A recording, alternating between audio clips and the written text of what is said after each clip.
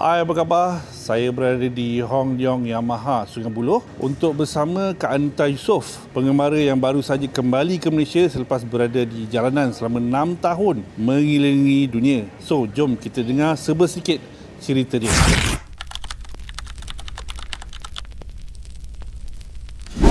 So lebih kurang lah motor tu dah jalan campur first and second world ride, lebih kurang dalam I think 100 plus 103 lebih kurang. Nak repeat Norway lah. Kalau ada chance memang I nak repeat Norway lagi sekali because so beautiful and then traffic pun tak banyak. So memang best lah. Norway memang yang tak tahan tu sebab dia mahal je. Itu je. Selain daripada Norway? Selain daripada Norway, dekat Afrika pun best juga. Tapi Afrika you kena tengok kadang-kadang ada jalan yang off-road. Tapi Afrika yang best tu bila you berlumba dengan bila you tengah ride atas motor kan, you mungkin berlumba dengan burung apa tu, ostrich. Ostrich pun sama-sama racing dengan you sebab I cakap sebab I pernah melalui pengalaman tu.